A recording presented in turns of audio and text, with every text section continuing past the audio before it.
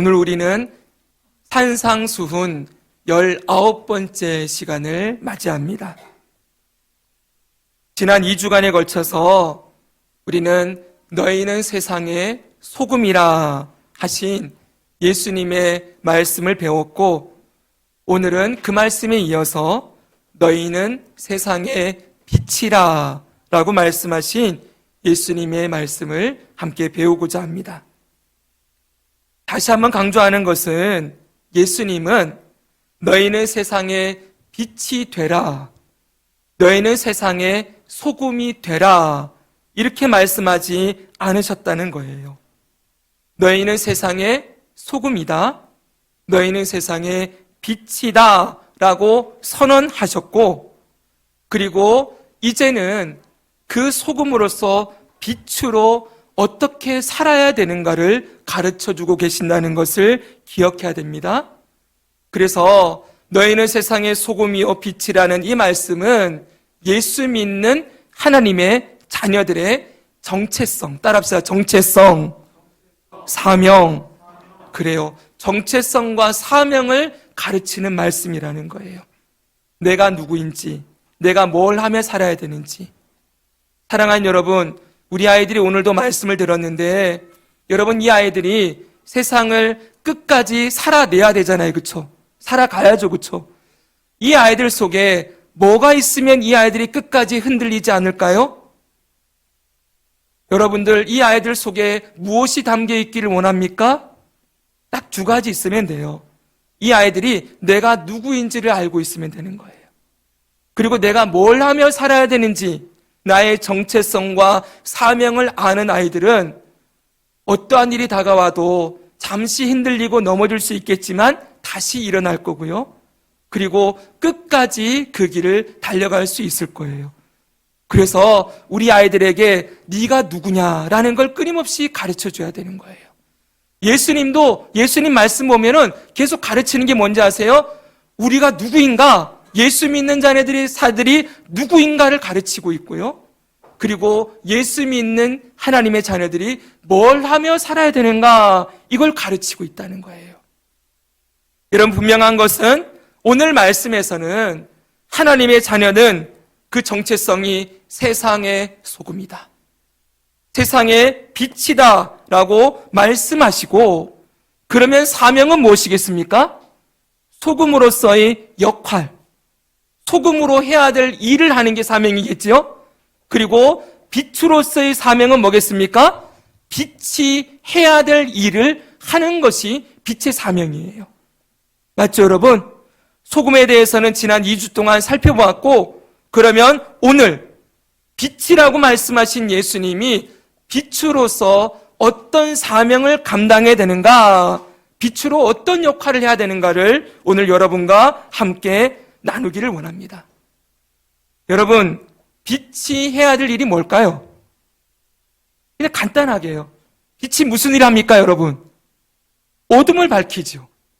간단하죠, 여러분?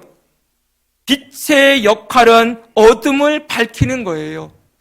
그러면 여러분, 빛이 어둠을 밝히는 일을 한다는 것은 무엇을 의미할까요? 지난번에 세상의 소금이다라고 말씀하셨을 때 세상에 소금이 필요한 세상이다라는 것을 여러분들 배웠죠, 그렇죠? 너희는 빛이라라고 말할 때도 동일해요. 이 세상은 빛이 필요한 세상이라는 거예요. 이 세상이 어떤 세상인가를 가르쳐주는 의미가 그 안에 담겨 있다는 거예요. 여러분 보십시오. 세상에 빛이 필요한 이유는 세상이 어둡기 때문이다. 이걸 알려주고 있다는 것이지요. 우리가 계속 거듭 말씀드리지만 우리는 하나님을 믿고 하나님의 자녀가 되어 이 성경의 말씀을 배우고 있는 중입니다. 이 말씀을 배워서 우리가 어떻게 되어야 하냐면 이 말씀으로 세상을 보는 눈이 열려야 돼요. 그러니까 세상이 말하는 세상의 말을 듣고 사는 존재가 아니라 성경이 가르치는 세상을 볼 수 있어야 된다고요. 무슨 얘기인지 알겠죠? 이거를 성경적 세계관, 기독교적 세계관이라고 말씀을 드립니다. 성경은 세상을 뭐라고 얘기합니까? 세상이 부패하고 썩어 있다. 죄와 악이 가득하다. 그래서 이 세상에 소금이 필요하다. 오늘 말씀대로 하면은 세상은 어둠이 가득하다. 그래서 빛이 필요한 세상이다. 너희가 세상의 빛이다. 라고 가르치고 있다는 것이지요. 성경은 분명히 말씀합니다.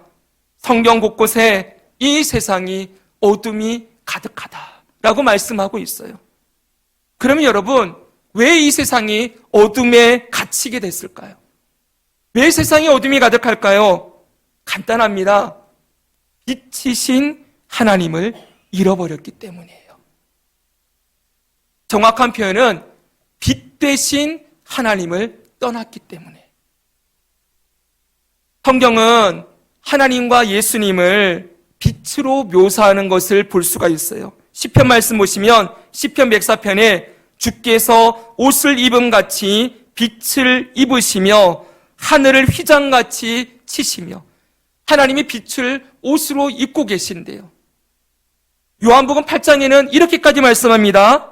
같이 한번 읽습니다. 시작. 예수께서 또 말씀하여 이르시되 나는 세상의 빛이니. 예수님이 빛이래요.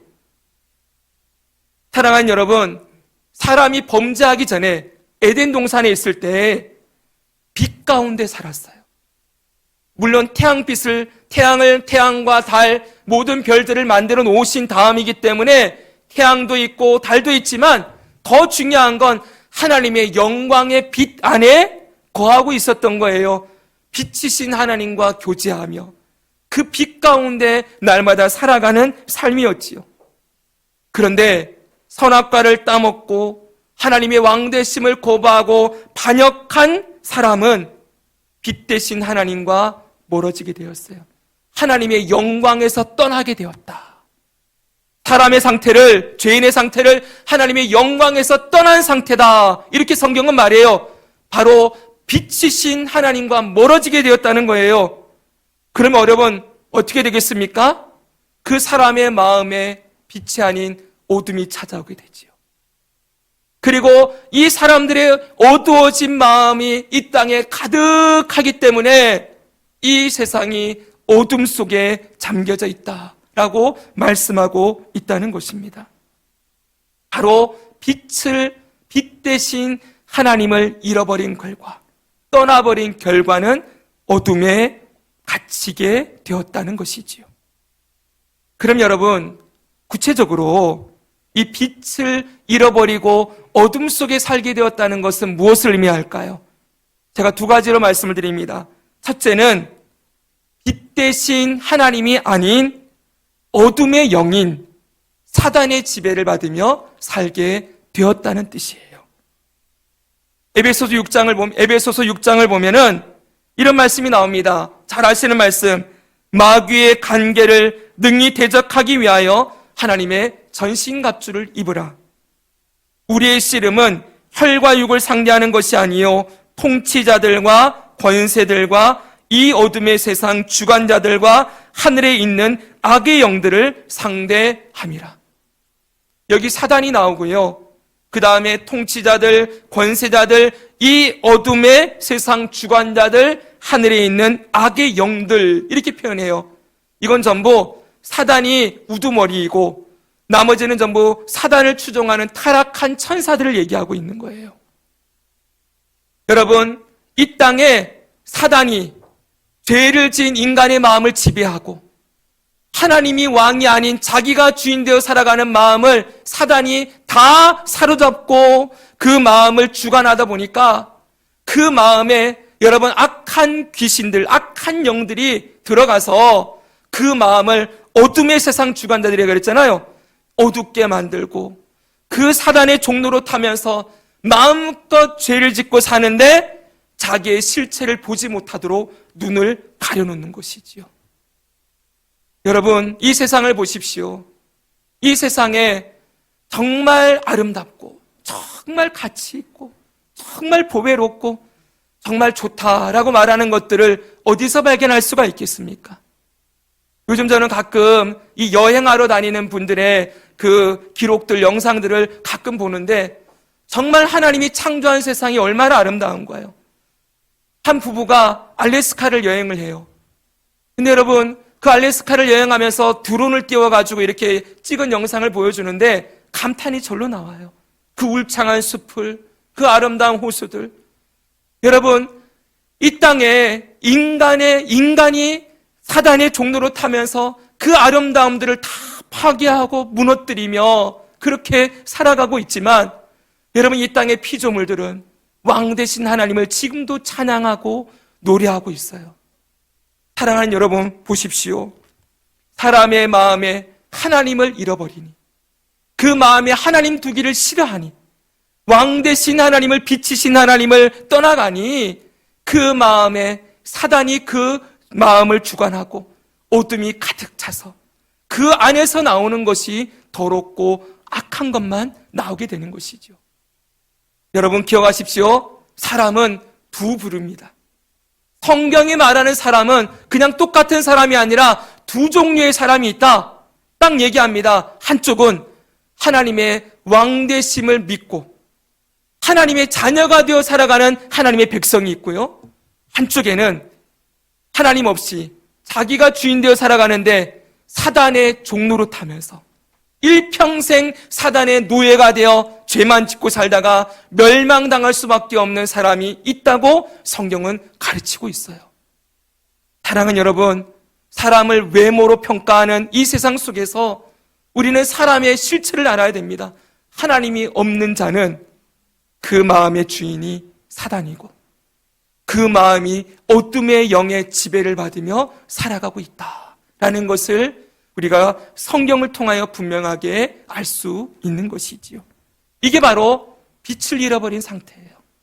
빛이신 하나님을 떠나 어둠의 영인 사단의 지배를 받으며 살아가는 것, 이게 빛을 잃어버린 어둠의 모습이라는 것이죠. 두 번째는요, 빛을 잃어버렸다는 것은 그렇게 사단의 지배를 받으며 살아갈 때 삶의 방향과 가치와 목적을 다 잃어버린 채로 살아간다는 걸 말씀하고 있는 거예요. 이사야서를 보면은 헛된 우상, 하나님이 아닌 다른 헛된 우상들을 섬기며 살아가는 사람들을 이렇게 표현하고 있어요. 한번 이 말씀을 같이 읽겠습니다. 이사야 44장 18절의 말씀입니다. 시작. 그들이 알지도 못하고 깨닫지도 못함은 그들의 눈이 가려져 보지 못하며 그들의 마음이 어두워져서 깨닫지 못함이니라. 아멘. 여러분, 하나님 없이 살아가는 모든 사람들의 그 눈이 어떻게 되었다고요?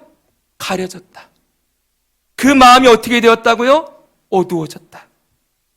여러분, 빛이신 하나님을 버리고 살아가는 인간은 그 눈이 가려워지고 그 마음이 어두워진 채로 살아가게 된다는 것입니다. 자신의 존재의 의미, 삶의 방향과 목적, 이 모든 것들을 잃어버린 채 헤매이며 살아갈 수밖에 없는 것이죠. 잘 들어보십시오. 수많은 철학자들, 그리고 수많은 인문학자들이 끊임없이 던지는 질문 있다고 했죠, 여러분. 무엇입니까? 우리는 어디로부터 왔으며, 나는 어디로부터 왔으며, 나는 어디로 갈 것인가? 어디로부터 왔으며 내 존재의 근원, 그리고 내 인생의 목적, 종착지, 그게 어디냐? 여러분, 이 질문을 수천 년 동안 아직도 던지고 있어요, 인간은요. 그런데 여러분, 어떤 철학자가 인생의 존재의 의미와 그리고 목적과 방향과 결과를 정확하게 얘기하는 사람을 어디 보셨습니까, 여러분? 여러분, 저는 신학을 공부하면서 저희 때에는 신대원 들어가는 시험이 서양 철학을 시험을 치고 들어갔어요. 이 철학과 신학이 좀 맞닿아 있는 부분이 있기 때문에 그래서 제가 손에 완전히 때가 묻어서 너덜너덜해질 정도로 제 책꽂이에 보면 서양 철학사의 흐름이라는 책이 있어요. 제가 철학 굉장히 좋아했습니다. 그 수많은 철학자들이 끊임없이 던지는 질문이 딱 이거예요. 인간은 어디로부터 왔으며 어디로 갈 것인가? 여러분, 여기에 대해서 누구도 대답하지 못해요. 여러분, 인문학자들, 수많은 학자들이 여러분 인생에서 인간의 지혜와 어떤 이성의 힘으로 뭔가 해답을 줄 수 있을 것 같고 뭔가를 제시해 줄 것 같지만 아무것도 대답하지 못하는 세상이지요. 지난주에 우리는 사단의 두 번째 거짓말을 주일학교에서 배웠어요. 사단은 얘기합니다. 이 선악과를 따먹으면 너의 눈이 밝아질 거야. 하나님 없이 인간 스스로 모든 문제를 해결할 수 있고 잘 살아갈 수 있다고 외치는 것이지요. 여러분, 정말 그 사단의 말대로 17세기에 계몽주의가 발생했습니다. 그 전까지 중세시대를 지나서 그 중세시대를 지난 이후에 17세기 계몽주의가 등장하면서 사람들이 이제는 이성을 신뢰하기 시작해요. 인간의 이성의 힘으로 과학을 신뢰하기 시작합니다. 그리고 합리적인 것들, 증명된 것들만 믿을 수 있다라고 말하면서 여러분, 이 땅 가운데에서 하나님을 믿는 믿음, 신앙 이런 것들을 배제하고 인간 스스로 뭔가를 할 수 있을 것처럼 외쳤어요. 인간의 이성의 힘으로 이 세상과, 잘 들어요, 인간의 이성의 힘으로 이 세상과 우주 만물을 다 이해할 수 있고 모든 상황을 바르게 계산할 수 있다. 이게 계몽주의예요, 여러분. 이성주의, 합리주의. 특별히 이들은 여러분, 특별히 종교, 기독교를 공격을 했어요. 오히려 사람들을 이 종교라는 이 틀 안에 사람들을 가둬놓아서 카톨릭, 기독교가 오히려 사람들의 눈을 더 멀게 하고 있다. 그러니 그 종교에서 사람들을 끄집어내어서 다시 자신 스스로를 인간의 주체성을 찾도록 해야 된다. 이렇게 나아가기 시작했어요. 여러분, 이번에 프랑스의 파리올림픽이 열렸는데 지난번에도 한번 언급했지요. 이 파리올림픽의 개막식이 그걸 해설해 놓은 분들을 보니까 제가 하나 인상 깊은 내용을 얻었어요. 여러분, 프랑스가 프랑스 혁명을 일으켰잖아요. 여러분, 프랑스 혁명은 전제 군주제도, 이 군주제도를 물리치고 공화정을 설립한 그런 혁명이지 않습니까? 그러니까 독재자를 물리치고 한마디로 주권을 국민들이 가지게 되는 그런 내용을 가지고 그들이 혁명을 일으켰어요. 근데 프랑스 혁명에는 하나가 더 있습니다. 뭔지 아십니까? 성혁명도 일으켰다는 거예요. 정치적인 혁명만이 아니고 하나님이 창조해 놓은 창조 질서, 남자, 여자, 이 질서를 파괴하고 그리고 정상적인 부부관계를 다 파괴하고 네 마음대로, 너 마음대로 너의 성적 욕구를 분출하면서 살아갈 수 있는 것이 진짜 자유야. 이렇게 외치는 거예요. 성평등 자유. 여러분, 이게 뭔지 아십니까? 그들이 왜 그랬냐면 바로 종교가 어둠이라고 생각했기 때문이래요. 중세시대를 지나가면서 이 종교가 사람들의 모든 욕구들을 억압시켜 놓았기 때문에, 그렇기 때문에 이 억압에서 해방되는 것이 진정한 자유이다, 혁명이다 라고 하면서 그렇게 나아간 결과가 지금 저 모양이 된 거죠. 보십시오, 여러분. 인간 스스로 하나님의 통치와 하나님의 다스리심을 벗어나서 내 마음대로 잘 살 수 있다. 인간은 얼마든지 자기의 힘과 능력으로 세상을 바르게 이끌어가고 모든 문제들을 해결할 수 있다고 말하지만 여러분, 정말 그렇게 되었습니까? 이 세상에 인간들이 자신의 이성을 믿고 과학기술을 믿는 그 결과가 이 세상이 이전보다 좀 더 나아졌습니까, 여러분? 더 사람들이 도덕적이 되고 더 선하게 변화되어지고 공공질서가 더 아름답게 세워지고 여러분, 사람들이 서로를 돕고 헌신하며 나누며 더불어서 함께 잘 살아가는 유토피아가 지금 만들어지고 있습니까? 아니잖아요, 여러분. 이번에 중동의 전쟁이 더 확산될 조짐을 보인다고 해요. 나라들은 힘이 강해지면 강해질수록 서로 패권 다툼을 하고 누구 편에 설 것인가 라는 것들을 가지고 서로 눈치 보고 있고 여러분, 강자가 결국은 승리하고 성공하는 이 세상의 질서들을 보면서 여러분, 과연 인간에게 이 세상을 스스로 바꾸어 갈 능력이 있는가? 여러분 없잖아요. 사람들이 돈은 더 많아지고 사람들이 살아가는 건 더 편해졌는데 갈수록 더 자기를 사랑하고 돈을 사랑하고 쾌락을 사랑하면서 그렇게 살아갑니다. 성경에 말씀하신 그대로 디모데후서의 말씀 그대로 말세 사람들이 자기를 사랑하고 돈을 사랑하고 쾌락을 사랑하며 살아간다. 여러분 딱 그 말씀이 100% 진리이지 않습니까? 돈이 많아지니 사람들이 여러분 나라가 더 부해지니 부해진 나라들이 그거 가지고 뭐 합니까 여러분? 저 미국이 조금 있으면 마약으로 무너진다고 합니다. 펜타닐이 온 젊은이들로부터 온 사회를 집어삼키고 있대요. 사람이 돈이 많으니 그 돈으로 뭐 합니까? 더 연약한 이들을 도와주고 더 섬기고 더 질서를 이루어가면서 아름다운 세상을 만들어갑니까? 자기의 육체의 쾌락을 위하여 육체의 끝판왕을 찾아가는 거죠. 그러다가 여러분 거기서 성적 문란함도 나오고 동성애까지 가서 여러분 저 말도 안 되는 일들을 하는 세상을 우리가 지금 목도하고 있지 않습니까? 돈이 많으면 될 거다. 과학이 발전하면 될 거다. 사람들은 얘기하지만 발전하면 발전할수록 더 악해지고 더 그 마음이 어두워지고 더 그 눈이 가려워져서 인생의 목적과 방향을 잃어버리는 그 모습을 우리가 지금 생생하게 보고 있는 것입니다. 사랑하는 여러분, 잘 들으십시오. 인간의 존재의 인생의 참된 가치와 목적, 내 삶의 방향과 결과에 대한 대답은 오직 하나님의 말씀만이 해주실 수 있음을 믿습니다. 성경만이 거기에 대한 대답을 해주는 거예요. 철학도 아니고 인문학도 아니에요. 여러분 기독교 안에 한동안 인문학 열풍이 불었습니다. 그 사람들이 인문학, 철학자들, 니체, 키에르케고르 이런 사람들을 데려와서 마치 그들이 뭔가를 대답해 줄 수 있을 것처럼 성경 말씀과 인문학을 섞어서 사람들이 배우고 마치 그게 더해져야지만 좀 더 고상한 기독교를 만들 수 있을 것처럼 사람들이 말을 합니다.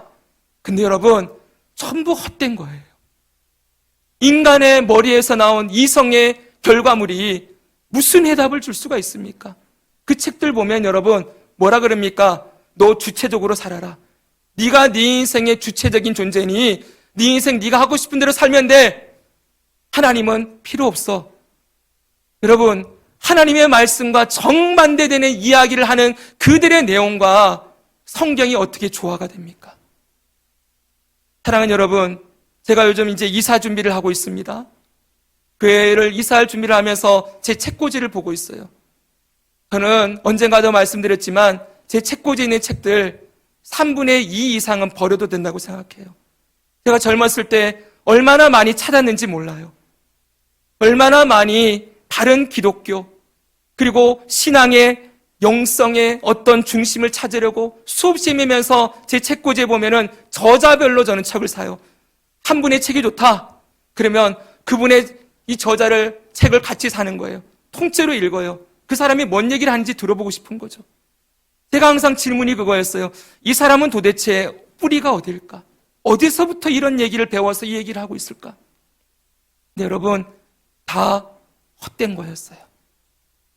저는 마지막에 우리가 가지고 있어야 될 단 한 권의 책 성경밖에 없다고 생각해요. 이 성경으로 충분하구나. 제가 여러분 세계적인 석학이 아니고 뛰어난 지혜자도 아니지만은 어찌됐건 여러분 정말 죄송한 말씀이지만 전 책을 정말 많이 읽었어요. 저희 아버지 책꽂이가 제 놀이터였어요. 저희 집안에 한 방이 온통 책꽂이로 둘러싸여 있었고 거기에 수많은 책들을 이 책 저 책 저는 안 읽어본 책이 없어요. 그렇게 읽으면서 지금까지 지나왔고 여러분 한동안 많이 읽었지만 이제는 여러분 전부 헛되다. 정말 우리가 평생 알고 믿고 더 연구하고 탐구하고 해야 될 것은 오직 하나님의 말씀밖에 없구나. 이 말씀으로 충분하구나 라는 것을 깊이 경험하고 느끼고 있습니다. 사랑하는 여러분, 세상의 다른 지식을 구하지 마십시오. 헛된 신화와 사람들의 어떤 이야기들을 여러분 귀 기울이지 마십시오. 거기에 여러분의 인생의 해답이 없습니다. 아무리 자기계발서를 많이 읽고 재테크 방법을 많이 배우고 여러분 세상이 말하는 그런 방법들을 수없이 배웠다고 해도 여러분 한순간이면 끝나는 거 아닙니까? 너 이제 나한테 와라. 하나님이 부르시면 끝나는 거 아닙니까? 맞습니까 여러분? 너 이제 거기서 그만해라. 그러면 끝나는 거잖아요. 내가 아무리 꿈이 있고 내 미래에 대한 여러분 그런 원대한 계획들이 있어도 하나님이 우리의 다리 한번 딱 때리시면 끝나는 거 아닙니까? 우리 허리 한번 딱 꺾으시면 끝나는 거 아니에요? 인생의 주인 대신 하나님이 우리의 인생의 처음과 끝을 주관하고 계시는데 여러분 세상이 말하는 것에 우리의 마음과 생각을 다 빼앗겨서 그것들 추구하며 살아간들 여러분 뭔가를 투자해서 돈을 많이 쌓아놓은들 그 돈이 여러분의 인생의 진짜 목적과 방향을 가르쳐 줍니까? 여러분이 세상이 말하는 인정과 존경을 받는 그 자리에 올라가서 칭찬을 받으며 그렇게 살아가는 것이 여러분의 인생에 정말 가치가 있습니까? 사랑하는 여러분, 이 세상에 어디에도 우리의 존재의 목적과 방향에 대해서 가르쳐 주지 않아요. 그래서 저는 여러분 한창 헤매이던 시절에 제가 이 말씀 발견하고 이 말씀을 제 삶의 모토로 삼았어요.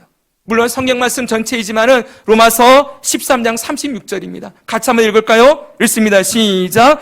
이는 만물이 주에게서 나오고 주에게로 돌아감이라 그에게 영광이 세세에 있을지어다. 아멘. 아멘이지요. 만물이 주에게서 나왔다. 내 존재의 근원이 하나님이시다. 만물이 주로 말미암는다. 내 존재의 모든 방향과 걸음을 주님이 인도하고 계신다. 만물이 주에게로 돌아갈 것이다. 나는 주님에게로 돌아갈 자이다. 여러분 끝났지 않습니까? 다 있잖아요 여기요. 내 존재의 근원, 내 존재의 방향, 내 존재의 방향이 뭐예요? 주님이 인도하시는 대로 사는 거예요. 주님이 가라 하면 가고 하지 말라 하면 하고 안 하고 하라 하면 하고 서라 하면 서는 주님이 나의 인생을 인도해 가신다. 내 삶의 원인이 주님께 있다. 그게 주로 말미암고예요. 내 인생의 모든 결과가 주님에게로 돌아갈 것이다. 여러분 이거 하나 붙들고 있으면 우리 인생에 요동칠 일이 없겠지요. 내 인생 어떻게 될까? 우리 가정은 어떻게 될까? 염려와 근심들을 내려놓을 수 있죠 여러분. 우리의 자녀들의 삶도 그 아이가 주님으로부터 나왔고 주님으로 말미암아 살아가고 주님께로 돌아갈 아이다 라는 거 우리가 믿음으로 선포하고 그렇게 그 아이를 길러낸다면 여러분 이 아이들 때문에 걱정하고 염려할 일이 있겠습니까? 좀 방황할 때 있겠지요. 여러분 그 삶에 이 죄성이 살아나가지고 사단의 종로로 다듯이 끌려나가는 그런 시간들도 있겠지요. 그러나 하나님의 자녀인 이상 하나님이 우리 자녀를 놓지 않으심을 믿습니다. 아멘. 놓지 않으세요. 반드시 돌아오게 하시죠. 사랑하는 여러분, 아무튼 이 세상은 이렇게 어둠이 가득해요. 빛 대신 하나님을 잊어버리고 그리고 어둠의 영인 사단의 종로로 타면서 인생의 방향과 목적을 모두 헤매며 살아가는 이 세상 가운데 하나님이 무엇을 하십니까? 이 세상을 위하여 하나님이 하신 일이 있어요. 바로 빛 대신 빛인 자기 아들을 보내시는 거예요.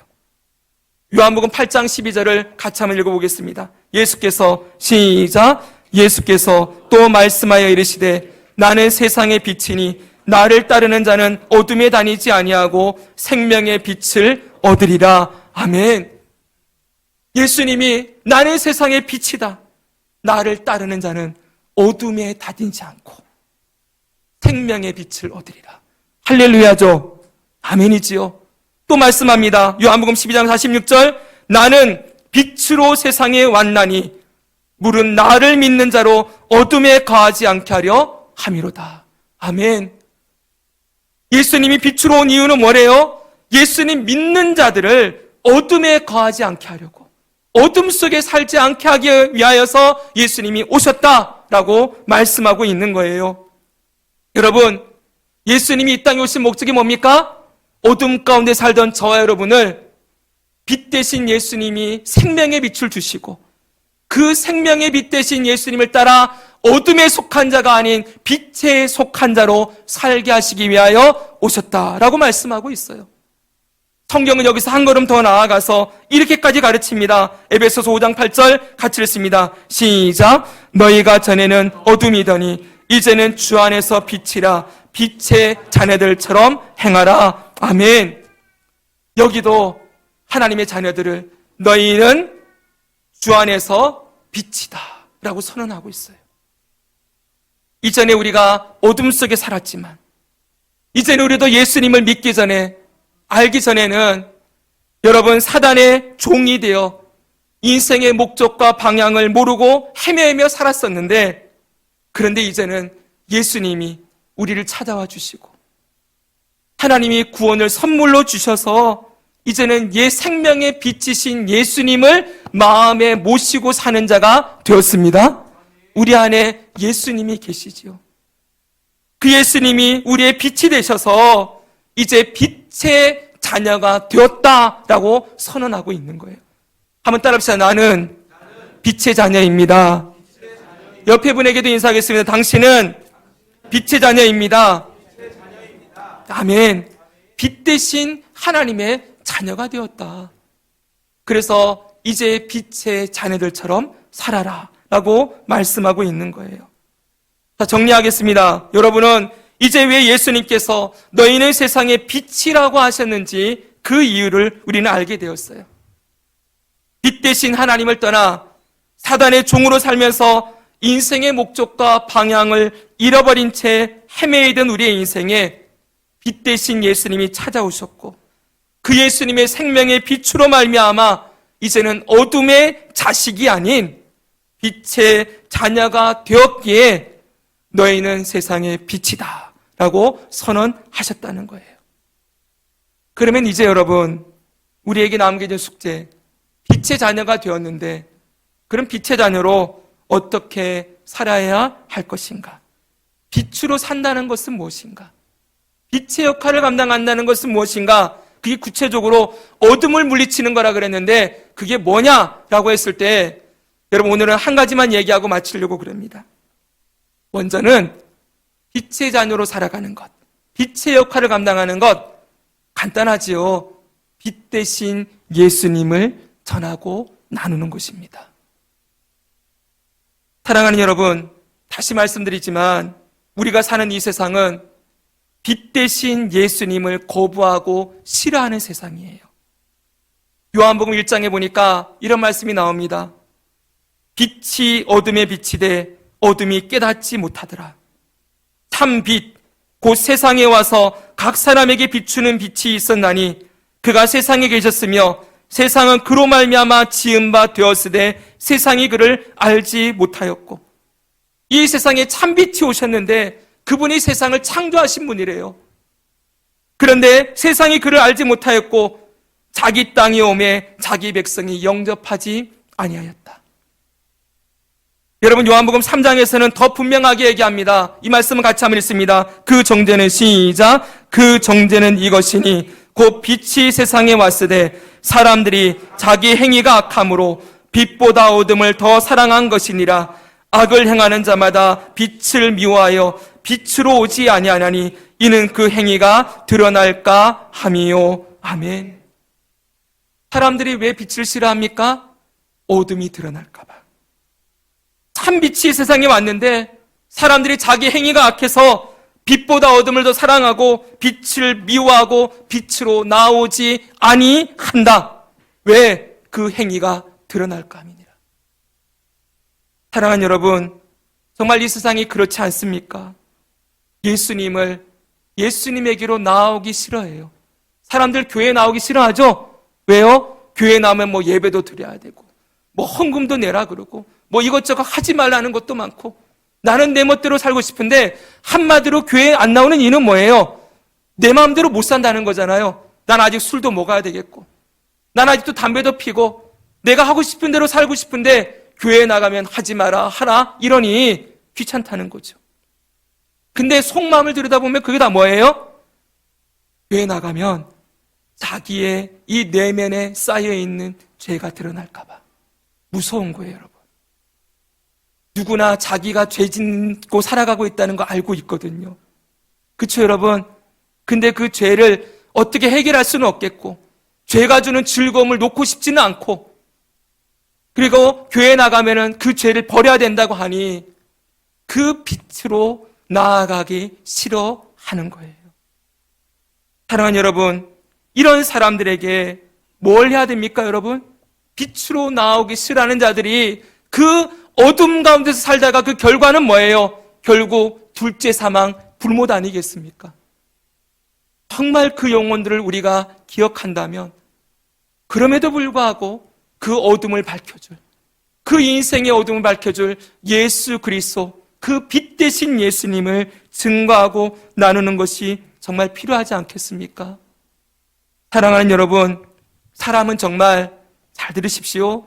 예수님을 만나야 그 눈이 떠지고, 예수님을 만나야 어둠에서 벗어날 수 있습니다. 성경에 예수님 만나서 눈이 떠지고 그 삶의 어둠이 떠나가 새로운 삶을 살아간 대표적인 인물이 있지 않습니까? 누굴까요, 여러분? 바울이요. 그래요. 감사합니다, 여러분. 바울이 그렇지 않습니까? 여러분, 바울은 세계적인 석학 가말리엘의 문화에서 살았어요. 그의 인생에 여러분 가장 탄탄한 세상의 성공이 약속되어 있었던 사람이에요. 잘 들어보세요. 그는 한 번도 내 인생이 어둠 가운데 있다 이런 생각 안 했을 거예요. 나는 하나님 없이, 예수님 없이 얼마든지 가말리엘이라는 스승님 밑에서 수제자로 자라서 그렇게 사람들에게 세상에 나가면 사람들의 존경과 인정을 받으며 평생 탄탄대로를 달릴 거다. 그의 인생이 어둠이라는 생각하지 못했습니다. 그에게는 사람들의 인정과 칭찬도 있고 찬란한 미래에 대한 소망과 꿈도 펼쳐져 있었어요. 그리고 그는 무엇보다 빛 대신 예수님을 거부하고 미워했고 빛의 자녀들인 하나님의 자녀들을 핍박하고 죽이는 자였어요. 그게 진리라고 생각했어요. 나는 바른 길을 가고 있다. 여러분, 이 세상에 이렇게 살아가는 이들이 얼마나 많이 있습니까? 하나님 없이도 내 인생 잘 살 수 있어. 자기 개발에 힘쓰고 매일마다 여러분 몸을 위하여서 조깅하고 좋은 것 먹고 여러분 그렇게 살아가고 여러분 사람들이 인정받는 곳에서 좋은 음식 먹으면서 좋은 차와 좋은 집에서 여러분 그렇게 살아가는 것을 얼마든지 내 인생은 지금 잘 가고 있다라고 살아가는 이들이 얼마나 많이 있습니까? 자기 만족, 자기 개발, 자기의. 그러나 여러분 그렇게 살아가는 이들의 그 내면을 들여다보십시오. 하나같이 아프고 하나같이 아프고 하나같이 공허하고 하나같이 외롭고 하나같이 헤매며 살지 않습니까? 그들 누구에게 당신의 인생의 목적이 무엇입니까? 당신은 죽으면 어디로 갑니까? 누구도 대답하지 못하지요. 그 사도 바울도 그렇게 살아가던 자였어요. 앞에 있는 목표만 향해서 요것만 지나가고 요거 지나가고 앞만 보고 달리던 그의 인생에 예수님이 찾아오세요. 브레이크를 걸어요. 그의 눈을 멀게 하시고 여러분 찾아오시는 그때 예수님이 무엇으로 찾아오는지 보십시오. 사도행전 9장에 보니까 사울이 길을 가다가 다메섹에 가까이 이르더니 호련히 하늘로부터 빛이 그를 둘러 비추는지라. 주여 누구시오니까? 나는 내가 핍박하는 예수다. 빛 대신 예수님이 그의 인생에 찾아오세요. 그리고 여러분 사흘 동안 눈이 멀게 돼요. 여러분 이게 사울의 실체였던 거예요. 그동안 자기는 눈을 뜨고 살았다고 생각했지만 눈먼 자로 살았던 것이요. 인생의 헛된 가치와 목적을 따라 어디로 가야 될지 모르는 인생을 살던 바로 그의 실체를 예수님이 딱 보여준 거예요. 너 지금까지 눈먼 자로 살았다. 너는 내가 없이는 너의 눈을 뜰 수 없는 존재다. 그리고 예수님이 아나니아를 보내어서 그에게 기도하게 하시고 그의 눈에 비늘 같은 것이 벗어져요. 사도행전 9장 즉시 사울의 눈에서 비늘 같은 것이 벗어져 다시 보게 된지라. 새로운 눈이 띄어졌어요. 어둠이 물러가고 빛 대신 예수님이 그의 생명의 빛이 되셔서 그와 함께 하시는 거예요. 여러분, 이제 그는 더 이상 어둠 속을 헤매는 인생이 아닙니다. 빛 대신 예수님을 통하여 그가 어둠에서 벗어나 빛이 되었고 빛의 자녀로 살아가는 새로운 인생을 살게 된 것이지요. 여러분, 우리는 사도 바울이 예수님 만나고 난 이후에 어떻게 살았는지 알고 있습니다. 그가 어떻게 살았습니까? 날마다 그 빛 대신 예수님과 함께 살아가는 기쁨을 누리고 어둠 가운데 있던 자들을 빛 대신 예수님 앞으로 인도하는 삶을 살았어요. 이 말씀 읽고 정리합니다. 사도행전 26장 17, 18절입니다. 사도 바울이 주님께 받은 사명이에요. 같이 읽습니다. 시작. 이스라엘과 이방인들에게서 내가 너를 구원하여 그들에게 보내어 그 눈을 뜨게 하여 어둠에서 빛으로 사탄의 권세에서 하나님께로 돌아오게 하고 죄의 사함과 나를 믿어 거룩하게 된 무리 가운데서 기업을 얻게 하리라. 아멘. 하나님이 사도 바울을 구원하신 이유는 무엇입니까? 이방인들에게 그리고 이스라엘 백성들에게 보내서 그 눈을 뜨게 하고 어둠에서 빛으로 돌아오게 하고 사단의 권세에서 하나님께로 돌아오게 하는 것, 내가 이 일을 하게 하려고 너에게 구원을 주었다 라고 말씀하신다는 거예요. 사랑하는 여러분, 사도 바울만 이 사명이 있습니까? 아니죠. 사도 바울은 우리의 샘플이에요. 여러분, 성경에 예수님 제자 12명이 사실은 전부 이렇게 살았거든요.